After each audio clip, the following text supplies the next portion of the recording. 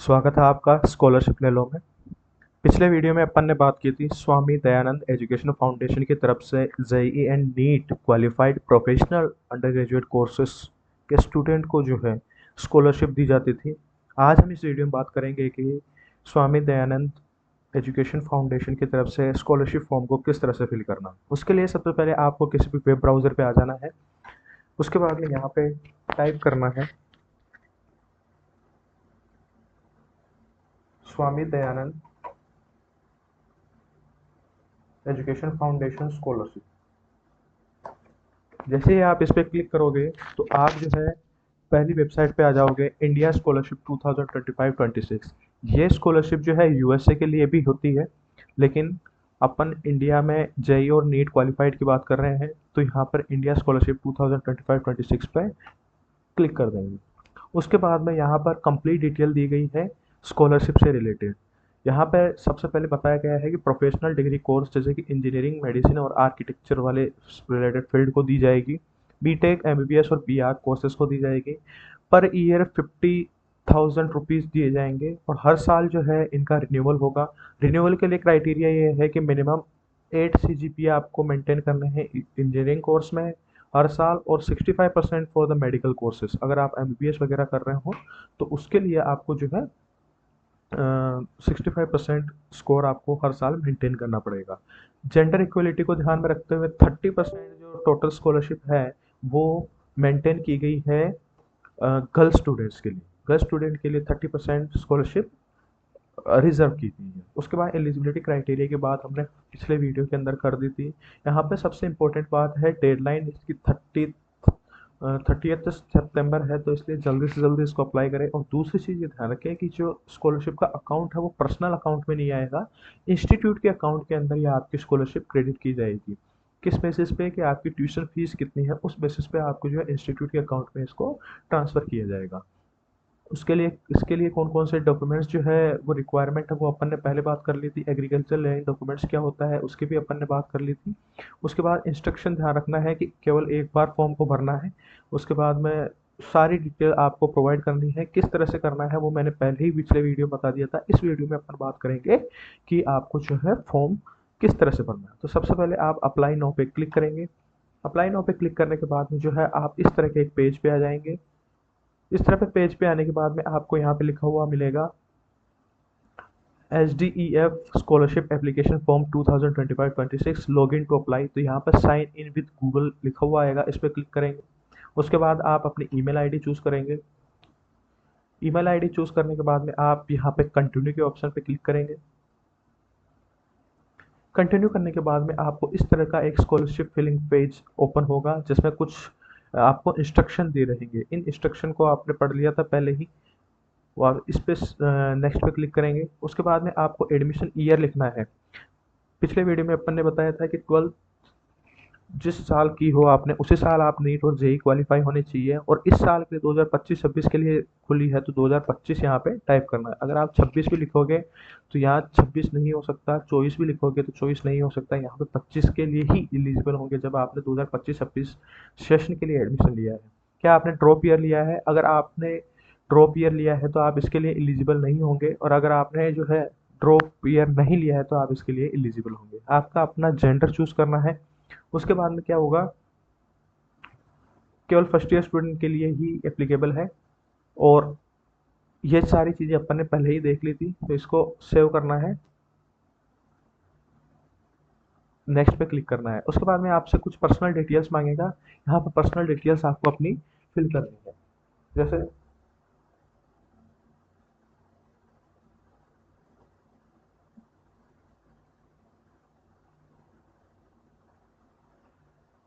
उसके बाद आपको अपनी ईमेल डालनी है।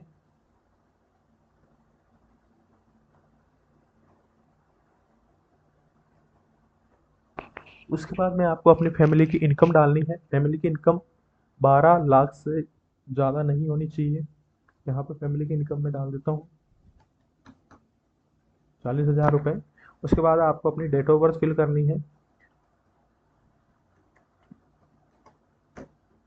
उसके बाद में जो है आपको अपनी स्कूल किस में टाइप ऑफ स्कूल सेलेक्ट करना है कि जो है गवर्नमेंट स्कूल है या प्राइवेट स्कूल है। स्टेट गवर्नमेंट, प्राइवेट स्कूल है तो प्राइवेट स्कूल सेलेक्ट करें। कोई ऐसे स्कूल है जो गवर्नमेंट सहायता प्रदान करती है उसको, कोई सेंट्रल गवर्नमेंट की स्कूल है जैसे केंद्रीय विद्यालय वगैरह। उसके अलावा स्टेट गवर्नमेंट की कोई स्कूल है तो वो करना है, ठीक है। तो स्टेट गवर्नमेंट की मेरे पास स्कूल थी। सेलेक्ट ब्रांच यू आर इंट्रोडी, इस साल आपने किस में एडमिशन लिया है फर्स्ट ईयर में। अगर आपने नीट क्वालिफाई किया तो एमबीबीएस में, अगर आपने इंजीनियर किया है तो इंजीनियरिंग में, और अगर आर्किटेक्चर या अदर प्रोफेशनल कोर्स में किया है तो आप इसको सेलेक्ट करेंगे, ठीक है। उसके बाद मैं एमबीबीएस यहाँ पे सेलेक्ट कर देता हूँ। उसके बाद नीट ऑल इंडिया रैंक आपको यहाँ पे लिखनी है। नीट ऑल इंडिया रैंक यहाँ पे मैंने टाइप कर दी है। उसके बाद में आपकी कैटेगरी रैंक क्या थी, ओबीसी कैटेगरी या जनरल कैटेगरी रैंक या फिर एससी एसटी कैटेगरी रैंक की थी, वो आपको यहाँ पे फिल करनी है। उसके बाद में आपको किस कोटा से एडमिशन हुआ है। ऐसा जरूरी नहीं है कि आप जो है ओबीसी से हो तो ओबीसी ही आपको इसमें फिल करना है। अगर आप ओबीसी से होते हुए भी अगर आप जनरल की कट ऑफ को क्वालिफाई कर देते हो तो आप जनरल कोटा से आप जो है सेलेक्ट होते हो। अगर आप इस तरह से एससी कोटे से हो और आप जनरल की कट ऑफ क्वालिफाई कर लेते हो तो आप ओपन कोटा से आप सेलेक्ट होते हो, ठीक है। तो इस चीज़ का ध्यान रखें। तो अगर मैं ओबीसी से हूँ परंतु मेरे को सीट जो मिली है वो जनरल कोटा से मिली है, ये कहाँ मेंशन होगा, ये आपके अलॉटमेंट लेटर के अंदर मेंशन्ड होगा कि आपको किस कोटे से सीट मिली है। फॉर एग्जांपल मैं आपको बता देता हूँ, यहाँ पे आप देखोगे तो यहाँ पे इस जगह दिख रहा होगा allotted against the category OBC, OBC OBB, OBC boys की जो कैटेगरी है उससे आपको यह सीट अलॉट हुई है, ठीक है। तो आपको वहाँ पे क्या भरना है, ओबीसी कैटेगरी भरना है, ठीक है।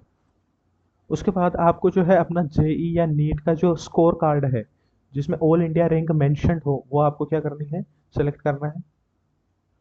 यहाँ से आप सेलेक्ट करेंगे, यहाँ से अपना स्कोर कार्ड जो है सेलेक्ट करेंगे। उसके बाद ओपन पे क्लिक करेंगे, ये अपलोड हो जाएगा। उसके बाद आपको अपने मोबाइल नंबर एंटर करना है।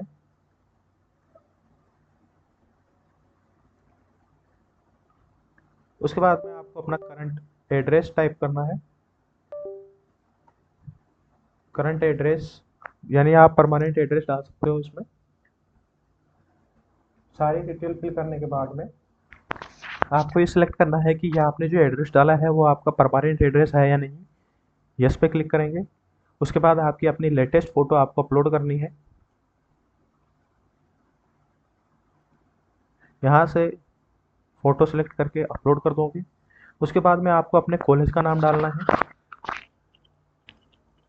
आपको सारी कॉलेज की डिटेल फिल कर देनी है। आपके कॉलेज के रोल नंबर क्या थे वो यहाँ पे फिल कर देना है। उसके बाद ये जो है कॉलेज द्वारा अलॉट किए जाते हैं, अभी टेम्परेरी रोल नंबर होते हैं ना, वो अलॉट किए गए हैं, वो यहाँ पे डाल देना है। उसके बाद में आपको जो है कॉलेज का एड्रेस यहाँ पे फिल करना है। उसके बाद में आपको कोर्स और ब्रांच सेलेक्ट करनी है। आप एमबीबीएस कर रहे हो तो एमबीबीएस, और अगर इंजीनियरिंग या आर्किटेक्चर के फील्ड में कर रहे हो तो इनमें से कोई भी ब्रांच सेलेक्ट करनी है। कुछ अदर्स ब्रांच है तो अदर्स पे क्लिक करके वो कर सकते हो। जैसे मैं एमबीबीएस कर रहा हूँ तो एमबीबीएस की ब्रांच सेलेक्ट कर देता हूँ। उसके बाद में आपको प्रोसीड पे क्लिक करना है। उसके बाद में कुछ आंसर के जो है आंसर आपको फिल करने हैं, यस और नो में उनका क्या देना है, जवाब देना है। सबसे पहला है कि आपका कोई एजुकेशन लोन चल रहा है या नहीं, नहीं चल रहा है तो नो पे क्लिक करें, चल रहा हो तो यस पे क्लिक करें। अगर आप जो है अपने फैमिली में ग्रेजुएट होने वाले पहले आदमी हैं, अगर हाँ तो यस पे क्लिक करें वरना नो पे क्लिक करें। उसके अलावा आप बीपीएल कैटेगरी से, बिलो पॉवर्टी लाइन से बिलोंग करते हैं, अगर हाँ तो यस पे क्लिक करें वरना नो पे क्लिक करें। आप फिजिकली डिसेबल्ड पर्सन है, पीडब्ल्यूडी कोटा के अंडर आए हैं आप तो यस पे क्लिक करें वरना नो पे क्लिक करें। उसके अलावा इंस्टीट्यूट से किसी तरह से फीस में आपको छूट मिल रही है तो यस पे क्लिक करें अन्यथा नो पे क्लिक करें। उसके बाद are you getting scholarship any other sources, कहीं किसी और प्राइवेट या स्कॉलरशिप गवर्नमेंट स्कॉलरशिप बन रही हो तो यस पे क्लिक करें अन्यथा नो पे क्लिक करें। आपके टोटल फैमिली में कितने मेंबर है, आपको खुद को भी ऐड करना है, 4 मेंबर है। उसके बाद उसमें से ब्रदर और सिस्टर कितने हैं वो आपको ऐड करना है, ठीक है। उसके बाद में आपको एकेडमिक्स की पूरी कंप्लीट इंफॉर्मेशन आपको क्या करनी है, प्रोवाइड करवानी है। एजुकेशन के डिटेल्स को जो है असेंडिंग ऑर्डर में लिखना है, ठीक है। यानी कि पहले primary school, at school, 10th 12th, इस तरह से आपको इसमें फिल करना है, ठीक है। उसके बाद में प्रत्येक सेल के अंदर आपको आंसर टिक करने हैं, ठीक है। तो सबसे पहले मैं प्राइमरी स्कूल का भर देता हूँ। जैसे मैंने प्राइमरी स्कूल मैंने फिफ्थ की डिटेल भरी है। यहाँ पे आपको अपने स्कूल का नाम लिखना है। उसके बाद में आप कौन से मीडियम से वो लिखना है, कौन सा बोर्ड लगता है तो वो लिखना है। उसके बाद आपने फिफ्थ कौन सी क्लास में पास की वो लिखना है। उसके बाद में आपके कितने परसेंटेज आए थे, कितने मार्क्स परसेंटेज आए थे वो लिखना है। उसके बाद में आपके कौन कौन सी सब्जेक्ट थी उस टाइम वो लिखना है। उसके बाद स्कूल कौन सी थी वो आपको यहाँ पे लिखना है, मेंशन करना है। उसके बाद डिस्ट्रिक्ट फिल करनी है। उसी तरह से आपको ये सारे कॉलम जो है आपको फिल करने हैं। इस तरह से आपको सारे कॉलम्स के अंदर अपनी डिटेल्स फिल कर देनी है। कोई भी कॉलम आपको इसमें खाली नहीं छोड़ना है, ठीक है। उसके बाद है पर्टिकुलर फी पर्टिकुलर्स आपको अपलोड करना है कि स्टूडेंट ने कितनी फीस अपलोड की गई है। साथ में फी रिसिप्ट को भी इसके साथ अटैच करना है, ठीक है। तो पर ईयर में आपको जो है फी पर्टिकुलर अपलोड करना है ना। तो ट्यूशन फीस जैसे बुक्स के फीस, यूनिफॉर्म फीस, उसके बाद हॉस्टल की फीस, मेस की फीस कितनी लगती है, उसके बाद मिसलिनियस कोई फीस हो तो वो आपको ऐड कर देनी है, ठीक है। उसके बाद में आपको क्या है, एक्स्ट्रा करिकुलर एक्टिविटी, सभी एक्स्ट्रा करिकुलर एक्टिविटी जिसमें आपने कॉलेज या स्कूल के अंदर पार्टिसिपेट किया था, और जितने ज़्यादा हो सके उतने ज़्यादा जो है आपको इसमें फिल करने हैं। अगर आपने नहीं किया है तो, अगर आपने कुछ किसी में पार्टिसिपेट नहीं किया है तो आप यहाँ पे एन लिख सकते हैं,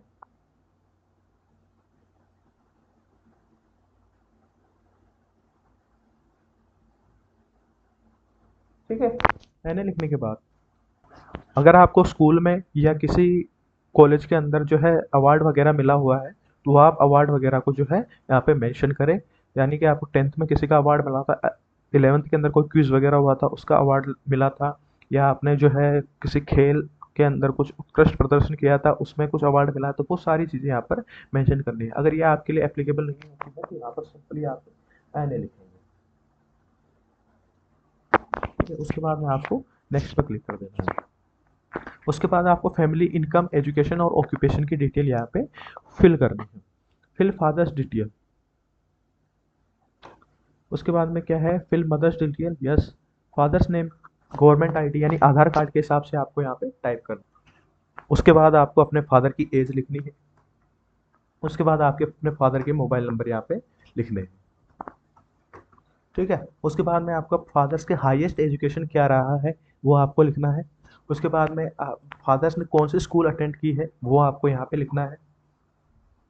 उसके बाद में आपने स्पेसिफिक कोर्स या स्ट्रीम या डिग्री की है, अगर हाईएस्ट एजुकेशन किया है तभी ये लिखना है, अगर टेंथ तक ही किया है तो आपको इसमें खाली छोड़ देना है। उसके बाद ऑक्यूपेशन क्या है, अभी एग्रीकल्चर में है, शॉपकीपर में है, गवर्नमेंट में है, तो आपको एग्रीकल्चर के अंदर है तो एग्रीकल्चर आपको क्लिक करना है। जॉब डिस्क्रिप्शन में क्या लिखना है आपको, फार्म, और कौन कौन सी फसल बोते हैं वो लिख देना है आपको।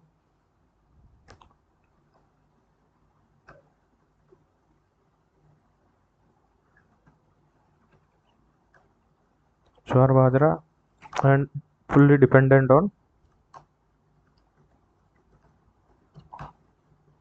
रेन। उसके बाद में आपको मदर्स का नाम लिखना है।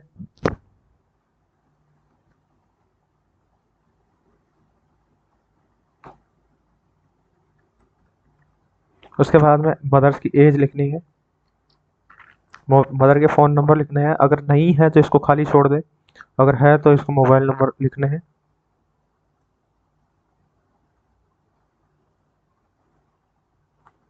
मदर के हाईएस्ट एजुकेशन लिखनी है, अगर हाईएस्ट क्वालिफिकेशन, अगर जैसे ग्रेजुएट या ट्वेल्थ के अंदर पोस्ट ग्रेजुएशन में उसने कुछ उन्होंने कुछ किया होगा किसी स्ट्रीम के अंदर तो वो स्पेसिफाई करना है। अगर इलिटरेट है तो कुछ नहीं लिखना है। कौन सी स्कूल अटेंड की है एन लिख देना है, अगर कोई स्कूल अटेंड नहीं की है तो। ऑक्यूपेशन क्या है, अभी हाउस वाइफ है,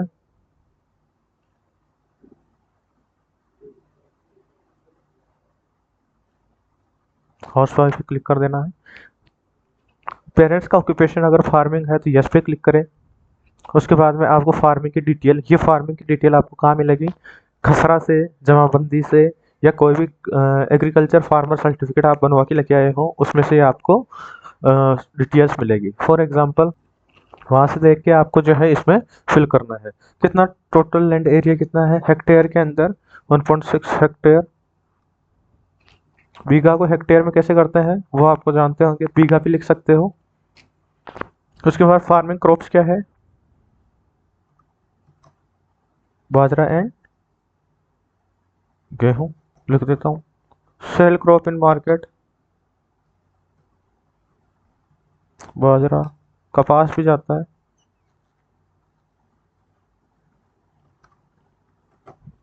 उसके बाद कल्टीवेशन मेथड क्या है, यहाँ पे आपको लिखना है कि आप ऑर्गेनिक फार्मिंग करते हो, हाइड्रोपोनिक्स तो नहीं करते, terrace farming, shifting cultivation, no till farming, इस तरह से आपको यहाँ पे फिल करना है, ठीक है। और अगर आप जो है आपकी खुद की ज़मीन है और वहाँ पे करते हो तो लैंड फार्मिंग आप यहाँ पे लिख सकते हो। अगर आप नरेगा मनरेगा के अंदर रजिस्टर्ड हो तो आपको डिटेल देनी है, या किसी अदर गवर्नमेंट स्कीम में रजिस्टर्ड हो तो वो आपको यहाँ पे यस और नो बताना है। उसके बाद एग्रीकल्चर लैंड डॉक्यूमेंट्स किस तरह से रेडी करना है वो मैंने पिछले वीडियो में बताया था, आप अभी देख सकते हो, आई बटन पे क्लिक करके उसको चेक कर सकते हो उस वीडियो को। उसके बाद में यहाँ पे आपको एग्रीकल्चर लैंड डॉक्यूमेंट्स जो है अपलोड कर देने हैं, एग्रीकल्चर लैंड डॉक्यूमेंट्स अपलोड कर दिए। उसके बाद में आपको नेक्स्ट पे क्लिक कर देना है। उसके बाद में आपको सिबलिंग्स की डिटेल्स आपको जो है फिल करनी है। इस तरह से आपको पेरेंट्स की डिटेल, सिबलिंग्स की डिटेल फिल करनी है, फुल नेम लिखना है, उसके बाद जेंडर क्या है, उसकी एज कितनी है, कौन से स्कूल या कॉलेज में अभी है, और कौन से क्लास के अंदर है, और पर मंथ आपको जो है फीस मेंशन करनी है। अगर साल की फीस 48,000 है तो पर मंथ की कितनी हो जाएगी, 12 4,000 रुपये पर मंथ की फीस होती है, ठीक है। इस तरह से आपको यहाँ पे फिल करना है।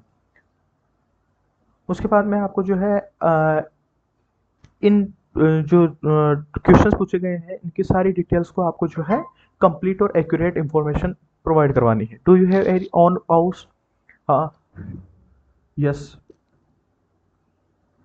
वैल्यू ऑफ हाउस कितनी होगी, अगर आपके पास खुद का घर है तो वैल्यू ऑफ हाउस कितनी होगी, आज उसकी वैल्यू है 20 लाख रुपए, ठीक है। तो ये 20,000 लिखे लाख और ये 20 लाख रुपए। हाउस एरिया कितना है स्क्वायर यार्ड के अंदर, स्क्वायर फीट में पता हो तो स्क्वायर यार्ड के अंदर आप कन्वर्ट कर सकते हो गूगल पे, किसी से भी गूगल पे आके ये लिखिए, टाइप करें, जैसे आपके स्क्वायर फीट में पता हो तो इसको ऐसे लिखे तो ये आपको स्क्वायर फीट को जो है स्क्वायर यार्ड के अंदर बता देगा। इसको यहाँ से कॉपी करें और सिंपली वहाँ जाके पेस्ट करें।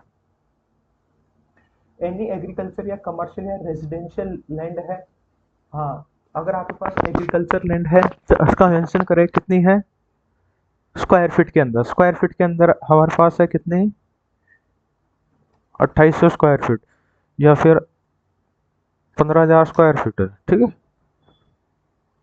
उसके बाद do you rent the home, अगर हाँ तो यस करें और नो पे क्लिक करें।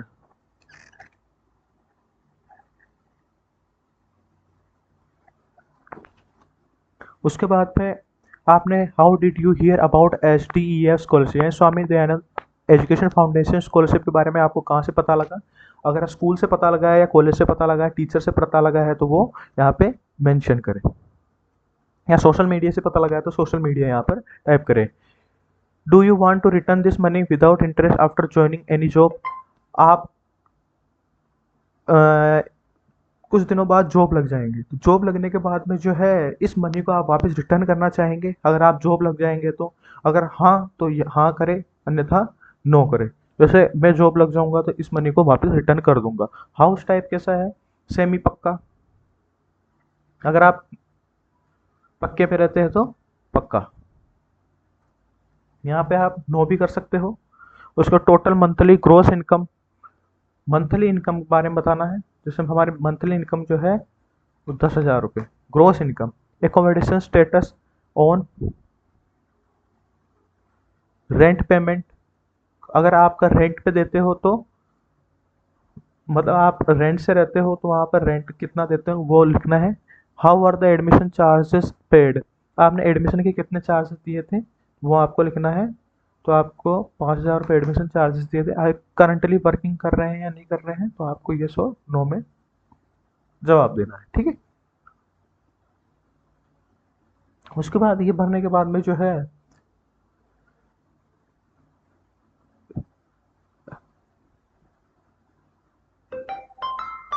आपके घर के अंदर कार है तो कार को सिलेक्ट करें, लैपटॉप है, रेफ्रिजरेटर है, साइकिल है तो उसको सेलेक्ट करें। रेफ्रिजरेटर है, टू व्हीलर है, टीवी है, वाईफाई है या नहीं है, लैपटॉप या कंप्यूटर है या नहीं है, एसी वॉशिंग मशीन है या नहीं है, ये सब चीज़ें यहाँ पे सेलेक्ट करनी है।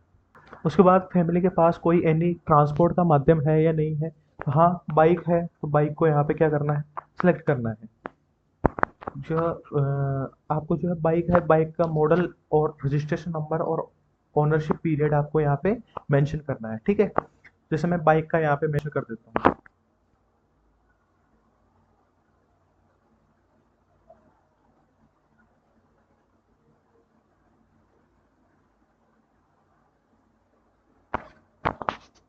ये सारी डिटेल आपको जो है बाइक के जो है आरसी वगैरह और जो है बाइक के डॉक्यूमेंट्स हैं वहाँ से आपको ये सारी डिटेल मिल जाएगी। फॉर एग्जांपल मैं यहाँ पे अभी के लिए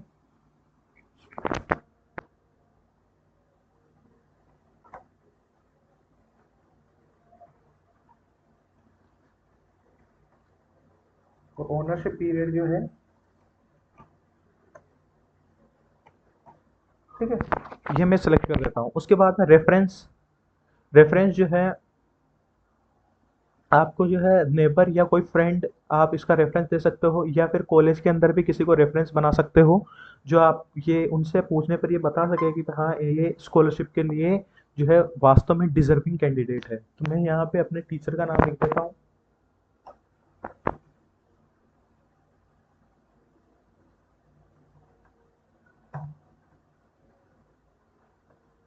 कॉन्टेक्ट नंबर यहाँ पे फिल कर देना है आपको। उसके बाद में जो है स्वामी विवेकानंद जी के बारे में आप जानते हो, तो हाँ मैं स्वामी विवेकानंद जी के बारे में जानता हूँ, यस पे क्लिक करें। कोई एडिशनल इंफॉर्मेशन देना चाहते हो खुद को इस फाउंडेशन को, तो वो यहाँ पे आप टाइप करें, अन्यथा ना पर क्लिक करें और नेक्स्ट पे क्लिक करें। उसके बाद में आपको कुछ डॉक्यूमेंट्स अपलोड करने पड़ेंगे। कौन कौन से डॉक्यूमेंट्स हैं वो देखिए। 10th की मार्कशीट आपको अपलोड करनी है। उसके बाद में आपको 12th की मार्कशीट अपलोड करनी है। उसके बाद में जो है आपको जो है एडमिशन लेटर या कॉलेज की आईडी या बोनाफाइड सर्टिफिकेट आपको अपलोड करना है। जैसे अलॉटमेंट लेटर में अपलोड कर देता हूँ। प्रूफ ऑफ रेजिडेंस में आप आधार कार्ड के पीछे वाला पार्ट अपलोड कर सकते हो। आधार कार्ड है ये मेरा आगे वाला है, आप पीछे वाला कर सकते हो, जिसमें आगे और पीछे दोनों वाला कर देना एक साथ एक पीडीएफ में करके, जैसे एड्रेस का प्रूफ हो जाएगा, ठीक है। उसके बाद में या फिर डोमिसाइल सर्टिफिकेट भी अपलोड कर सकते हो। डोमिसाइल सर्टिफिकेट है तो डोमिसाइल सर्टिफिकेट आप यहाँ पर अपलोड कर सकते हैं, यानी मूल निवास प्रमाण पत्र। उसके बाद में जो है आपको fees receipt by paid by the applicant, fees receipt जो आपने दी है उस कॉलेज के अंदर फीस जमा करी है उसकी फीस रिसिप्ट को आपको क्या करना है, अपलोड करना है।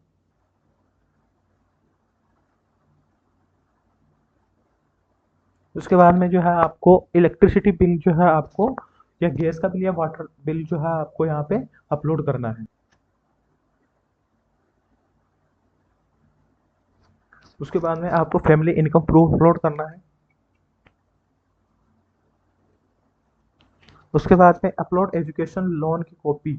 अगर एजुकेशन लोन लिया है तो आप उसकी कॉपी अपलोड करेंगे, अगर नहीं लिया है तो आप इसको खाली छोड़ सकते हैं। उसके बाद home picture inside and outside, आपको इनसाइड और आउटसाइड की होम पिक्चर आपको क्या करनी है, अपलोड करनी है। अच्छा होगा कि आप जो है अपने पेरेंट्स को होम के बाहर खड़ा कर दें, एक कम से कम एक फ़ोटो के अंदर जो है बाहर खड़ा कर दें, फादर से मदर को, अपने फैमिली मेम्बर्स को। उसके बाद उनकी फ़ोटो लेके एक तो पिक्चर की पीडीएफ बना के आप जो है 4 फ़ोटो की बोला है तो 4 फ़ोटो जो है आप इसमें अपलोड कर सकते हैं, ठीक है।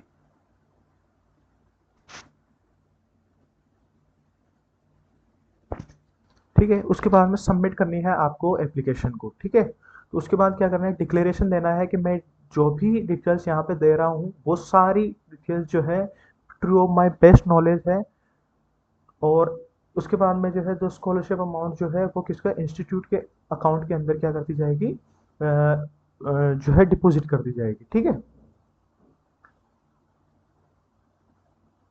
उसके बाद यहाँ पे कहीं पे भी दिक्कत आती है तो आप वहाँ पे एनए लिख के इस फॉर्म को सबमिट कर सकते हैं, ये चीज़ बताई गई है। उसके बाद में आपको क्या कर देना है, सबमिट के ऑप्शन पे क्लिक कर देना है। सबमिट पे क्लिक करने के बाद में आपको क्या होगा, एक कंफर्मेशनल ईमेल आएगा। उस ईमेल के अंदर जो है आपका एप्लीकेशन फॉर्म जो आपने भरा है उसकी सारी डिटेल्स होगी, आप वहाँ से उसको डाउनलोड भी कर सकते हैं। ठीक है,